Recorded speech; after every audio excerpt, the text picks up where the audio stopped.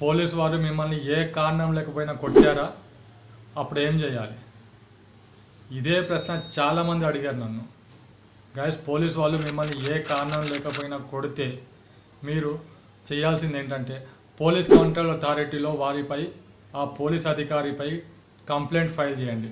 Under section 198 BNS code ప్రకారం వారికి 1 సంవత్సరం జైలు శిక్ష పడుతుంది, ప్లస్ ఫైన్ కూడా, భారీ ఫైన్ కూడా పడే అవకాశం ఉంది.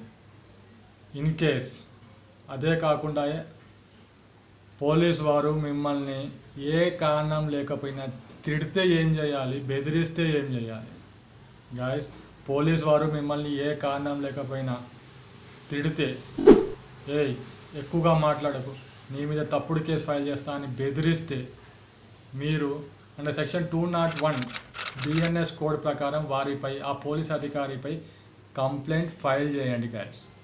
అప్పుడు వారికి 3 సంవత్సరాలు 3 ఇయర్స్ జైలు శిక్ష పడుతుంది, హ్యూజ్ ఫైన్ కూడా పే చేయాల్సి వస్తుంది గాయస్. ఇన్ కేస్ మీ కంప్లైంట్ని పోలీస్ స్టేషన్లో లాడ్జ్ చేయకపోతే ఏం చేయాలి?